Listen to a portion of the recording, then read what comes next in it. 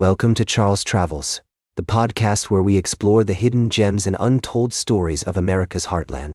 I'm your host, Charles, and I'm delighted to share with you a tale that will transport you to the sun-kissed shores of Costa Brava, Spain. Today, we're going to talk about the beautiful new third kit unveiled by Girona FC, a soccer team that's not just passionate about the sport, but also deeply rooted in their local culture and community. As I imagine the Costa Brava coastline, with its crystal-clear waters and majestic cliffs, I'm reminded of the rich history and traditions that shape this enchanting region. The new kit, designed by Puma, is a stunning tribute to the area's unique essence and identity. The all-navy blue design evokes the strength and beauty of the Mediterranean Sea, and the fact that every element of the kit, from the shirt to the socks, is in the same tone, creates a sense of harmony and elegance. But what truly sets this kit apart is the story behind it. Girona FC has partnered with local artist JULS to showcase the region's vibrant culture and creativity. The video presentation, filmed in the picturesque town of Sant Antoni de Calonge, features JULS performing her hauntingly beautiful song, Habaneras Frente al Mar. As I listen to the melody, I'm struck by the way it captures the spirit of the Costa Brava. A sense of longing, of passion, and of connection to the land and its people. One of the most intriguing aspects of this new kit is the decision to replace the official club crest with the Orgullo Gironi emblem. This bold move reflects the team's commitment to representing not just their fans, but the entire territory and its way of life. It's a powerful statement about the importance of community and local identity, and I must say, it resonates deeply with me. As we explore the stories behind this kit, we're reminded that sports can be a powerful force for good, bringing people together and promoting a sense of pride and belonging. Girona FC's dedication to supporting local talent and initiatives is truly inspiring, and I'm heartened to know that a portion of the profits from the kit sales will go towards developing projects that celebrate the region's unique character. As we conclude this segment, I invite you to join me on a journey to discover more hidden gems and extraordinary stories from around the world.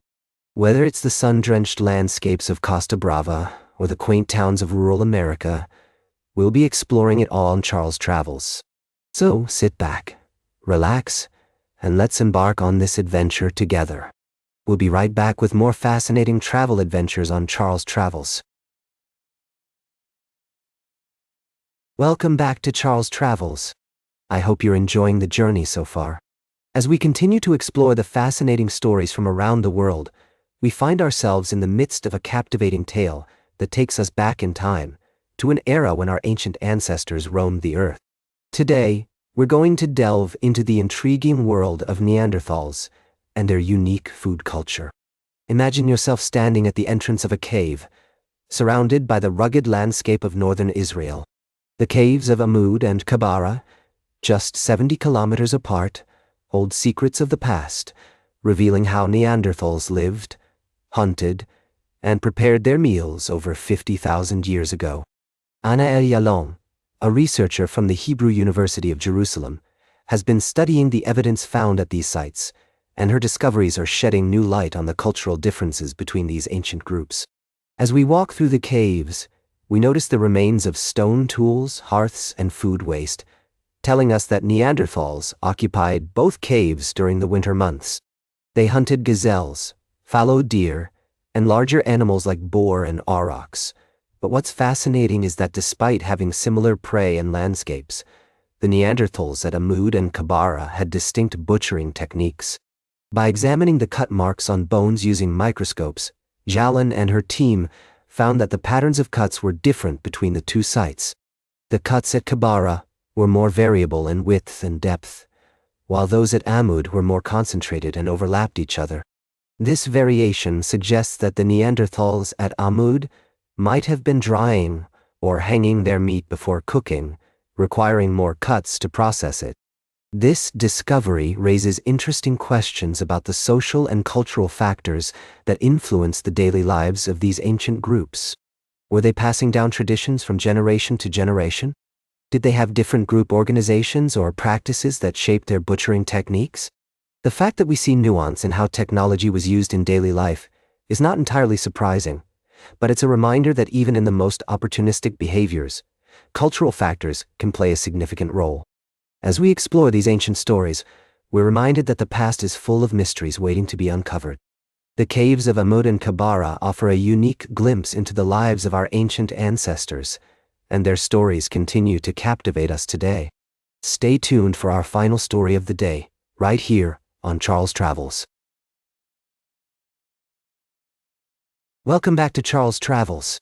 We've had an incredible journey so far, exploring fascinating destinations and meeting inspiring individuals. As we wrap up today's episode, I'd like to take you to the beautiful state of Kentucky, where a remarkable story of environmental activism and community spirit is unfolding. You see, Kentucky is facing a significant problem with waste tire pollution. These tires are not only an eyesore, but they also pose a threat to public health and aquatic wildlife.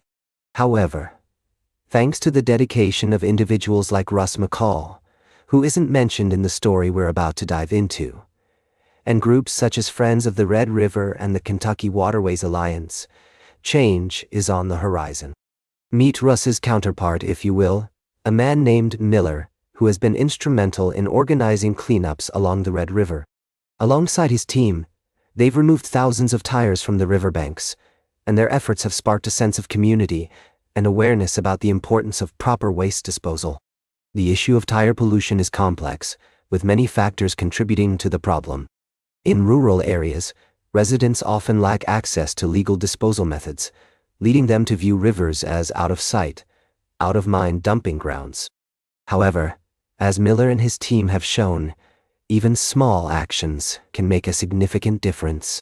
States like Connecticut and Florida are taking action, implementing extended producer responsibility laws and removing millions of tires from oceans and waterways. Kentucky has also taken steps, with the legislature adopting a resolution acknowledging the scale of the problem and promising to work towards solutions. As we conclude this story, I want to leave you with a sense of hope and inspiration. The journey towards change begins with awareness, and it's heartening to see individuals and communities coming together to address this critical issue. As Miller so eloquently puts it, once the awareness is there, the journey has begun. As we sign off today, I encourage you to take a closer look at your own community and see where you can make a positive impact. Whether it's participating in local cleanups or advocating for environmental policies, every effort counts. That's all for today's Charles Travels. Remember to like, share, and subscribe. And until next time, keep on traveling.